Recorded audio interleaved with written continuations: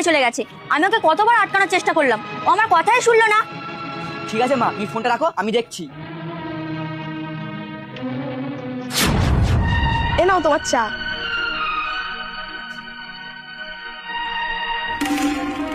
আরে মা, তুই হঠাৎ করে কি ব্যাপার?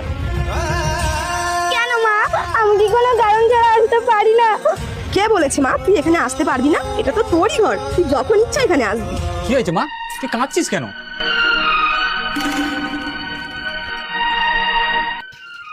এই তুই কাকে বলে এখানে এসেছিস? কাউকে বলিনি, আমি নিজের মতন এসেছি। চল এক্ষুনি বাড়ি চল। না, আমি এখন যাব না, আমি এখানে কয়েকদিন থাকবো। জামাই, তুমি মাথা গরম করো না, ওকে ঠিক আমরা বুঝিয়ে বাজিয়ে পাঠিয়ে দেবো। দেখ মা, যখন তখন এইভাবে রাগ করে বাপের বাড়ি আসতে নেই, লোকে তো খারাপ ভাববে। থামুন তো, আমরা লেকচার শুনতে আমি এখানে আসিনি। এই শোন, তোর মায়ের মধ্যে যে বুদ্ধি আছে না, সেটা তোর মধ্যে নেই। চল বাড়ি চল। না, আমি বললাম তো আমি এখন যাব না। দেখ মা, সংসার করতে গেলে ওরকম ছোটখাটো ঝামেলা হয়েই থাকে, মাথা গরম করিস না, যা এখন বাড়ি চলে যা। দেখুন, আমি আমার স্ত্রীর সঙ্গে কথা বলতে এসেছি, আপনাদের কোনো মতামত দিতে আসিনি। না বাবা, আমাদের মধ্যে কোনো ঝুট ঝামেলা ব্যাপার নেই, কিন্তু ও এমন ভাবে কথা বলে, ওর কথা বলার ধরনটাই আলাদা। ও এমন ভাবে আমার সাথে কথা বলে, আমার মনে হয় ও আমাকে পছন্দই করে না। এই তুই বড্ড বেশি বাড়াবাড়ি করছিস, তুই বাড়ি যাবি কিনা বল।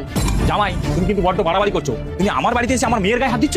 দেখুন, আমি আমার স্ত্রীর সঙ্গে কি করবো কি করবো না, সেটা আপনার কাছ থেকে শিখবো না। আগে আমার মেয়ে, তারপরে তোর স্ত্রী। তুই যেদিন ভদ্রতা শিখবি সেদিন এখানে এসে আমার মেয়েকে নিয়ে যাবি। তারপরে যা।